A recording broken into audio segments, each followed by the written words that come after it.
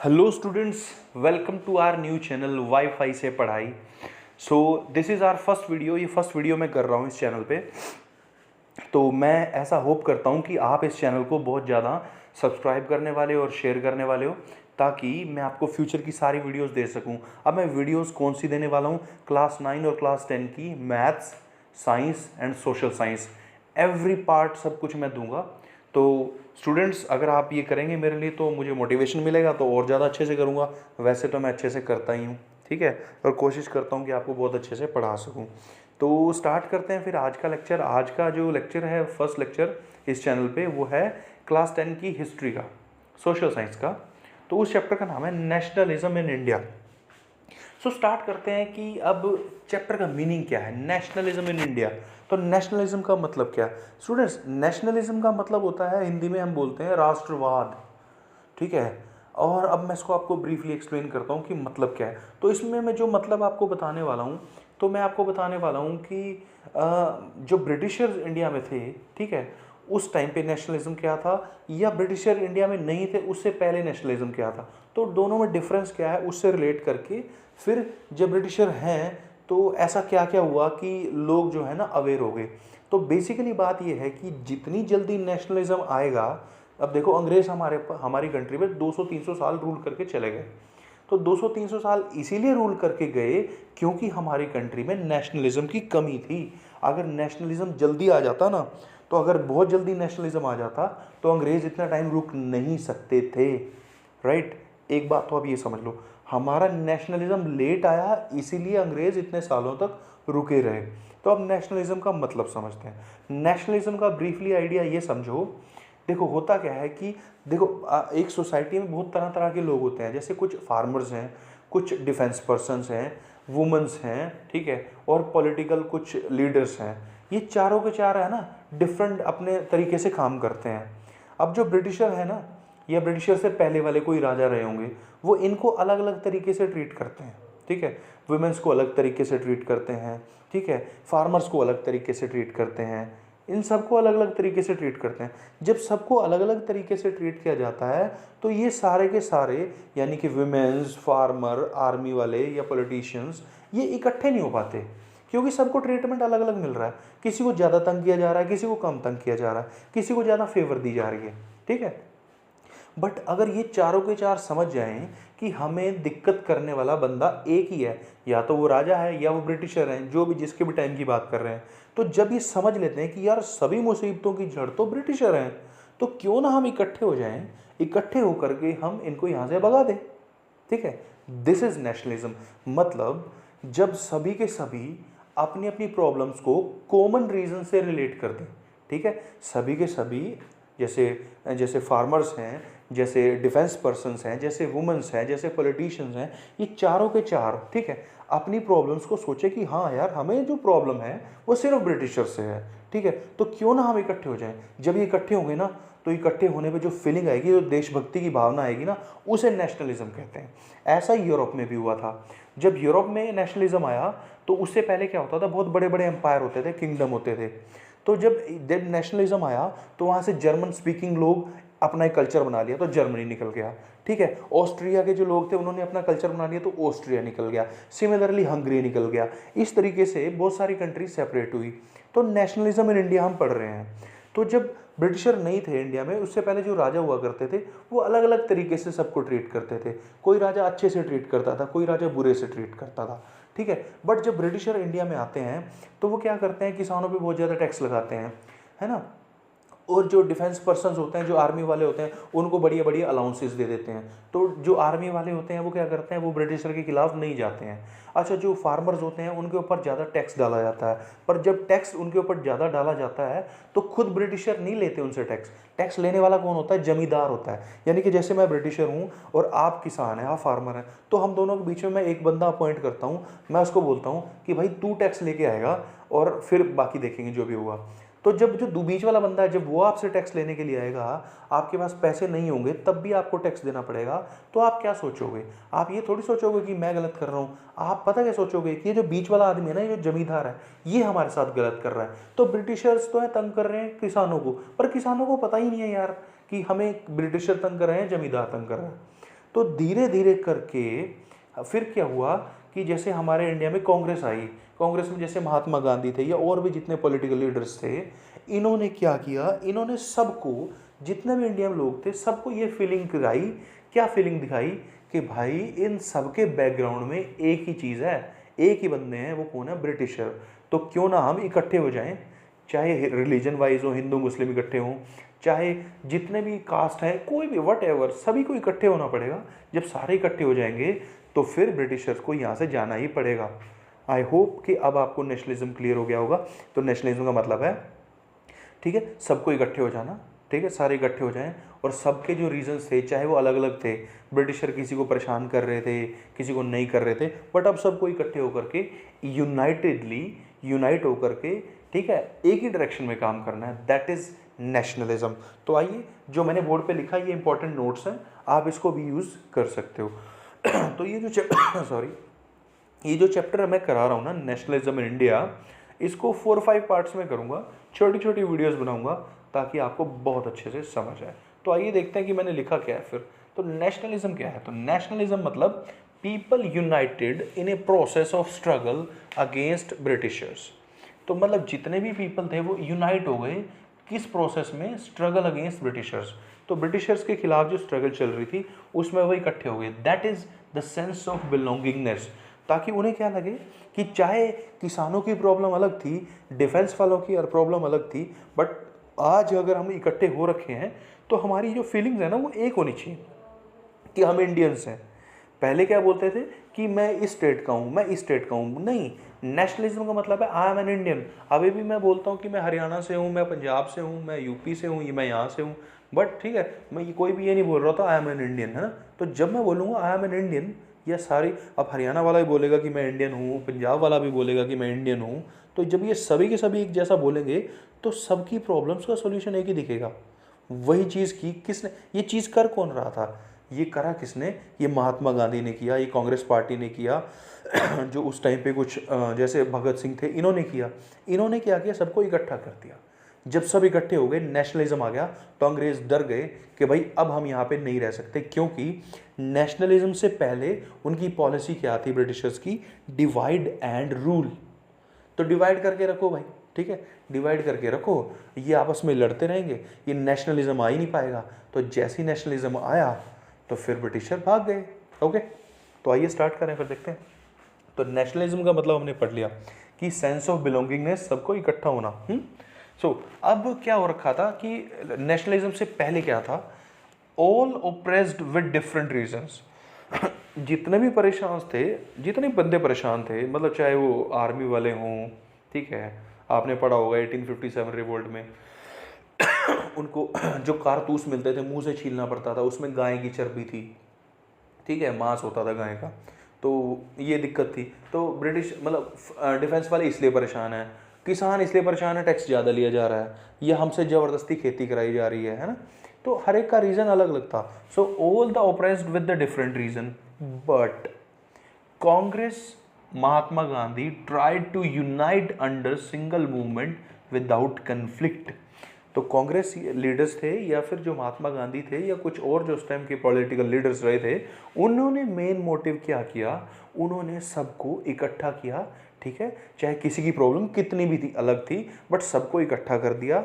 और इकट्ठा करने के साथ साथ एक इंपॉर्टेंट चीज़ ये भी करी कि जो बंदे इकट्ठे हो रहे हैं कि उनके अंदर कोई कन्फ्लिक्ट न रहे। आपस में नहीं लड़ना भाई, आपस में नहीं लड़ना है, लड़ना है उनसे, ठीक है।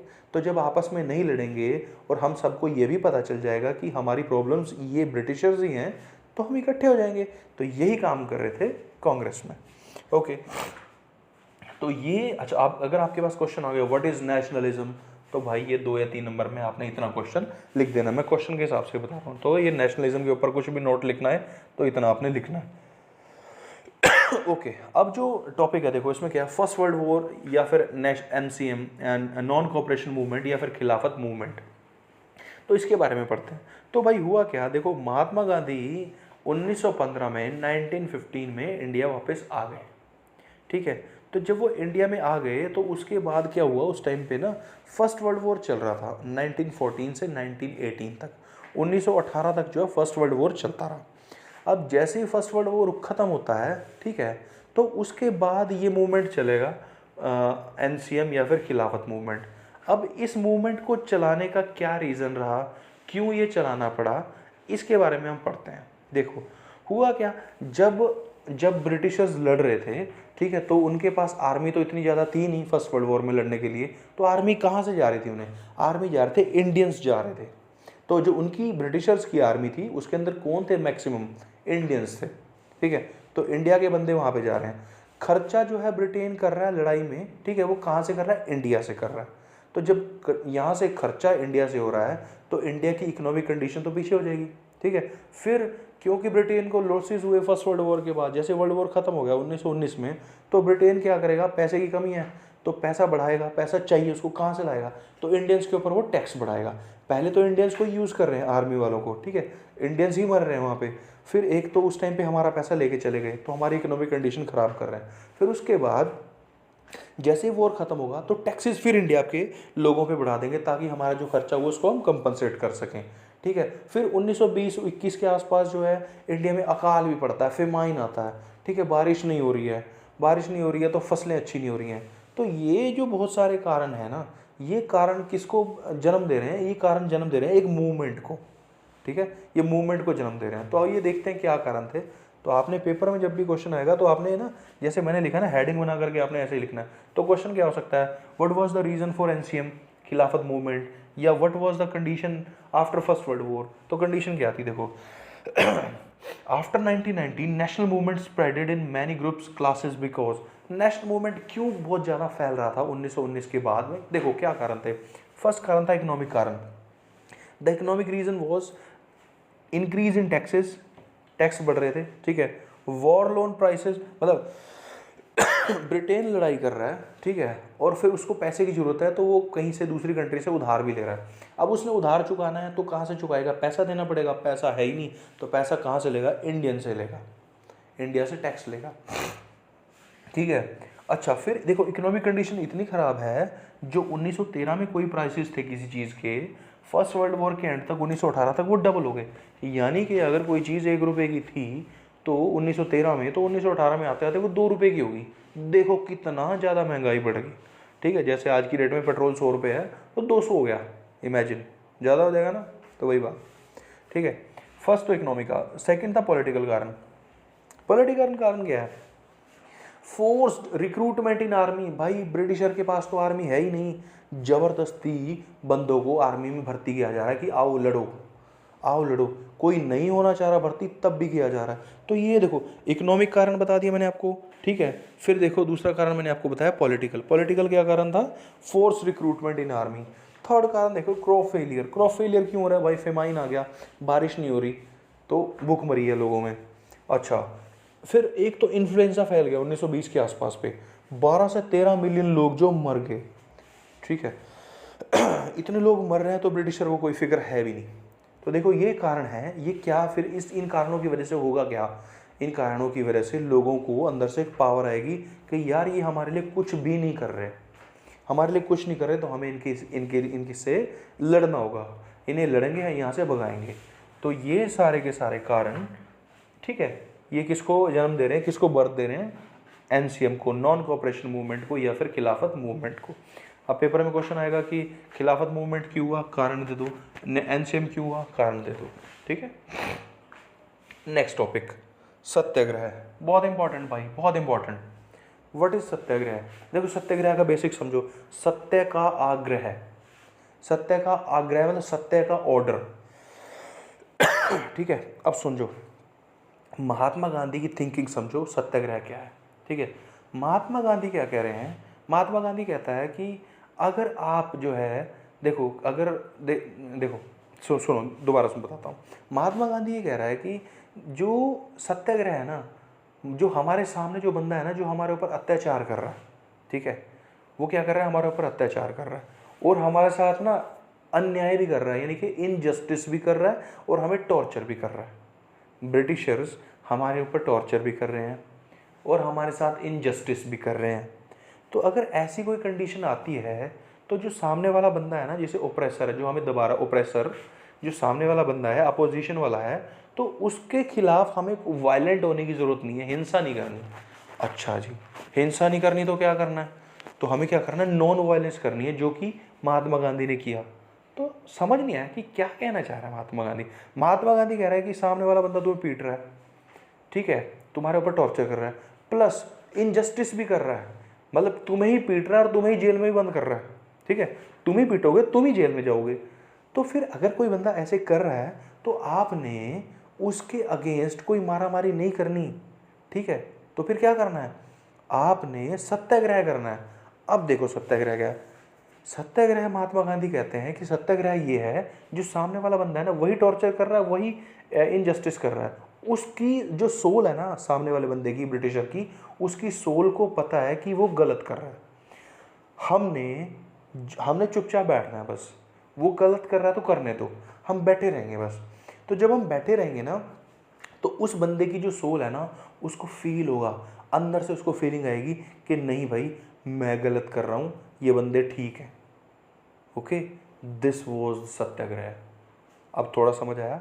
अंग्रेज टॉर्चर कर रहे हैं, अत्याचार कर रहे हैं, हम कुछ नहीं करेंगे, हम चुपचाप बैठे रहेंगे, हम मूवमेंट करेंगे, हम आंदोलन करेंगे, एक साथ झुंड बना के बैठेंगे, ठीक है। अब वो हमारे ऊपर मारेंगे, पीटेंगे, हमें हमें जेलों में भी बंद करेंगे, पर उनको एहसास होगा उनकी आत्मा से, उनकी कॉन्साइंस से कि हम गलत कर रहे हैं। तो जब उनको एहसास होगा तब हमारा मूवमेंट सक्सेसफुल हो जाएगा और वो इंडिया से भागेंगे। This was the thinking of Mahatma Gandhi. तो देखिए फिर क्या लिखा है इसमें। तो सत्याग्रह क्या है? सत्याग्रह है the power of truth and need to the search for truth. मतलब ये सच्चाई की जो पावर है, ठीक है, इसको बोल रहे हैं सत्याग्रह। देखिए क्या बोला महात्मा गांधी, क्या कहते हैं। अच्छा, सत्याग्रह के ऊपर 3 नंबर का क्वेश्चन आ चुका है एक बार पेपर में। तो सत्याग्रह पे क्वेश्चन आएगा तो इतना लिखना है आपने, ऐसे ही लिखना है पॉइंट्स बना करके जैसे मैंने लिखा है, एकदम पैराग्राफ में नहीं लिख देना, ठीक है। तो एक तो लिख दिया मैंने पावर ऑफ ट्रूथ या need to search for the truth. फिर महात्मा गांधी क्या बोलते हैं? Mahatma Gandhi said if cause true, ठीक है, मतलब कारण है जिस जो आपको वो मार रहा है, struggle is against the injustice, जो अभी मैं बता रहा था कि हमारी जो स्ट्रगल है वो इनजस्टिस के खिलाफ है, then no need of fight the oppressor. आपने ओप्रेसर को, ब्रिटिशर को मारना नहीं, आपने उनके साथ लड़ना नहीं। फिर satyagrahi could win by changing the conscience of the oppressor. मतलब हम कैसे जीतेंगे? हम उसकी आत्मा को ही चेंज कर देंगे, क्योंकि उसकी आत्मा को पता है कि वो गलत कर रहा है, ठीक है। अच्छा, satyagraha is not a physical force. ये फिजिकल फोर्स तो है ही नहीं है क्योंकि हमने चुपचाप बैठना है, बट प्योर सोल फोर्स। कोई फोर्स, फिजिकली फोर्स नहीं है, फिजिकली लड़ाई नहीं कर रहे, बट सोल की फोर्स है, अंदर से आत्मा की आवाज़ है। कॉल्ड द, इसी को ही बोलते हैं satyagraha. And soul is informed with knowledge, soul is informed with knowledge. उसकी सोल को इन्फॉर्म करेंगे कि यार यू आर डूइंग रॉन्ग, ठीक है। तो मैंने आपको इसमें 3 क्वेश्चन बता दिए। मैंने आपको बताया व्हाट इज़ नेशनलिज्म, नेशनलिज्म का मतलब क्या था, सारे इकट्ठे हो गए थे और ब्रिटिशर के खिलाफ एक साथ आएंगे, ठीक है। फिर फर्स्ट वर्ल्ड वॉर के बाद क्या कंडीशन बन रही थी जिससे कि एनसीएम या खिलाफत मूवमेंट हो गया। इकोनॉमिक कंडीशन देख लो, टैक्सेस बढ़ रहे हैं। पॉलिटिकल कंडीशन देख लो, फोर्स करके ज़बरदस्ती करके रिक्रूटमेंट कर रहा है, क्रॉप फेलियर हो गया है, ठीक है, इन्फ्लुएंजा आ गया, ठीक है। इन सब कारणों की वजह से जो है एनसीएम, नॉन कोऑपरेशन मूवमेंट चलेगा या खिलाफत मूवमेंट चलेगा। फिर व्हाट वाज द सत्याग्रह? सत्याग्रह यही था कि सत्याग्रह क्या था? सत्याग्रह ये था ना, देखो कि जो सामने वाला बंदा आपको टॉर्चर कर रहा है, ठीक है, आपको अन्याय भी करता है, इनजस्टिस भी करता है, तो आपने उसके अगेंस्ट कोई वायलेंट कुछ काम नहीं करना, कोई हिंसा नहीं करनी, आपने बैठना है सिर्फ, ठीक है। जब आप बैठ जाओगे और चुपचाप बैठे रहोगे तो वो बंदा देखेगा, ऑब्जर्व करेगा कि यार गलत भी मैं कर रहा हूँ, मैं ही मार रहा हूँ, मैं ही इनजस्टिस कर रहा हूँ, पर ये बंदा चुपचाप बैठा है। तो ये चुपचाप बैठा है तो उसकी आत्मा, उसकी कॉन्साइंस, जो ओप्रेसर है, जो ब्रिटिशर है, वो उसको फील कराएगी कि यार ये एक्चुअल में अच्छा काम तो ये कर रहा है, तो मुझे इसकी हेल्प करनी चाहिए, मुझे इसके अगेंस्ट कुछ करना नहीं चाहिए। तो स्टूडेंट आई होप कि बिल्कुल डीप नॉलेज देने की ट्राई करिए। और ये नोट्स हैं, ठीक है, इसका स्क्रीनशॉट ले लो, ये लो मैं हट गया हूँ साइड में, इसका स्क्रीनशॉट ले लो बढ़िया से, और आप इसको नोट्स में यूज़ करोगे, अपने पेपर में एग्जाम आएगा तो यूज़ करोगे। तो फर्स्ट क्वेश्चन होगा what is nationalism, second question होगा कि what was the reason behind the NCM या खिलाफत movement, and very important question देखो। अच्छा, इसमें देखो मैंने पॉइंट्स बना के लिखा, पेपर में पॉइंट्स ही लिखने होंगे, इकोनॉमिक रीज़न, पॉलिटिकल रीज़न, ठीक है, क्रॉप फेलियर, इन्फ्लुएंजा, और the important question is what is satyagraha and what was the thinking of Mahatma Gandhi about satyagraha, या write a short note on satyagraha, तो ये आपको 3 नंबर दिलाएगा। सो आई होप कि आपको अच्छे से समझ आ गया होगा। और डू गुड, स्टडी वेल, और सबको शेयर करो और मेरे चैनल को सपोर्ट करना भाई प्लीज़, ठीक है, ताकि मैं और ज़्यादा से ज़्यादा वीडियो बनाऊँ। तो this is the first video and your channel name is wifi से पढ़ाई। So thank you all, thank you so much.